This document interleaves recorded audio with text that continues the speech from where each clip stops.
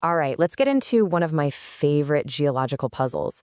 We're heading deep into California's Death Valley National Park to a place called Racetrack, Playa. Now, this is a huge, flat, dry lake bed, baked by the sun, totally extreme conditions. And for more than 70 years, it was home to a mystery that seemed to defy the laws of physics. Just look at this. I mean, it makes no sense, right? You've got this heavy rock sitting in the middle of nowhere with this long, perfect trail carved into the ground behind it. But there are no footprints, no tire tracks, nothing. It's like the rock just woke up one day and decided to go for a walk.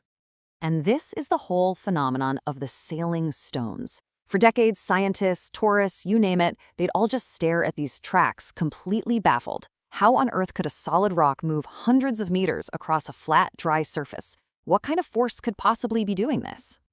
And we're not talking about little pebbles here. Some of these rocks weigh over 700 pounds. That's heavier than a washing machine. The evidence was undeniable. These long, winding tracks proved they were moving. But the biggest part of the puzzle, nobody had ever actually seen it happen, not once. And that, of course, led to decades of some pretty wild theories. So, faced with this incredible natural whodunit, the scientific community basically lined up a list of suspects. And for years, a few compelling but totally conflicting theories battled it out to try and explain the impossible journey of these sailing stones. So, in one corner, you had Team Wind. Their idea was pretty simple. After a rare rain, the ground gets slick, and then you just need hurricane-force winds to shove the rocks along. The problem, the winds you'd need were, well, they seemed ridiculously strong, even for Death Valley. Then, in the other corner, you had Team Ice. They figured the rocks got frozen into thick sheets of ice, which would then float on a thin layer of water and get dragged by the wind. But a famous experiment back in the 70s where they built a little fence around a rock seemed to disprove that theory. So, we were stuck. But then, a really interesting new suspect entered the picture. Life itself. Yep, biology. Some researchers found that the playa's surface is covered in cyanobacteria. And when it gets wet, it forms this gelatinous, slimy mat. The theory was that this natural slime could be acting like a lubricant, drastically cutting down the friction and making it way easier for the wind to do its thing. So with all these different ideas floating around, the mystery was still very much alive. That is, until a team led by a paleobiologist named Richard Norris decided enough is enough. They were going to solve this thing once and for all, using modern technology to finally catch these rocks in the act. And they knew this could take a very, very long time. In fact, one of the researchers on the team, Ralph Lorenz, actually joked that this was probably going to be the most boring experiment ever. I mean, they were fully prepared to wait a decade, maybe even longer, just to see if anything happened. But their plan was brilliant. First, they set up a super high-tech weather station that could measure wind gusts down to the second. Second, they brought in their own rocks, 15 of them, and fitted each one with a custom GPS unit that would kick on the instant the rock started moving. And then, they just had to wait. And you can see their setup right here. This is one of their high-tech spy rocks, just sitting there on the frozen playa, waiting patiently to spill its secrets. It's just an awesome image, isn't it? 21st century science taking on this ancient geological puzzle. They honestly thought they'd be waiting for years and years. But as Richard Norris himself put it, science sometimes has an element of luck. And boy, were they about to get lucky. Because in late 2013, only 2 years into their decade-long stakeout, the researchers showed up to find something incredible. A rare winter storm had flooded the basin, creating this shallow pond that was now freezing over. The conditions were perfect. On December 21st, as the sun started to warm up the playa, they heard these incredible popping and cracking sounds echoing all across the frozen pond. And in that moment, Richard Norris turned to his cousin Jim, and he just knew. He said, "This is it." And here it is. This is the smoking gun. For the very first time in recorded history, someone was watching a sailing stone move. This time-lapse shows everything.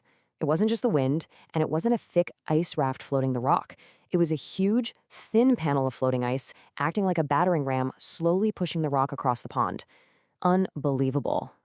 So, the mystery was solved. But what is the exact recipe for this seemingly magical event? Well, the team's observations showed that it's not just one thing, but a perfect, an incredibly rare sequence of events that all have to line up just right. Okay, so here's how it works. Step 1, you need just enough rain to form a shallow pond, but not so deep that it covers the rocks. Step 2, cold winter nights have to freeze that water into thin sheets of ice. Step 3, the morning sun comes out and melts the ice just enough to break it into these huge floating panels. And finally, step 4, all you need is a light, steady breeze to push those giant ice sheets, and they act like sails, shoving the rocks along the muddy bottom. And, one of the biggest surprises was the ice itself. It wasn't thick at all. We're talking just 3 to 5 millimeters. That's about the thickness of a window pane.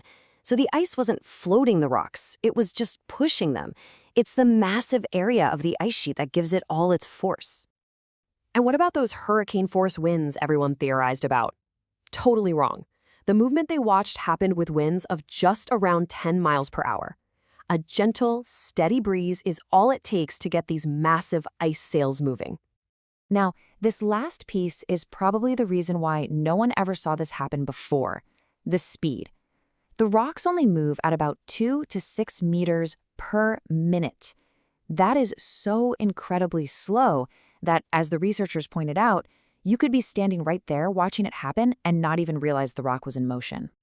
And this final image just seals the deal. This aerial shot shows dozens of rocks that have all moved in the same direction, creating these almost perfectly parallel tracks.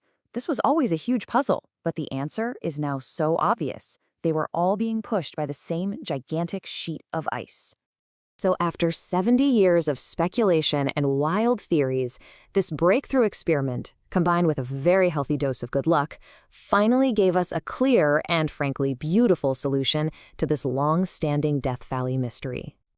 So the final verdict is this: the sailing stones are moved by a very precise and very rare convergence of conditions. Just how rare?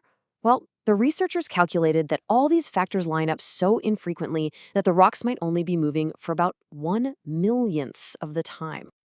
And with that, the central case of the sailing stones can be officially closed. Thanks to some patient science and some incredible timing, we finally understand the incredible forces that create those mysterious tracks in the desert.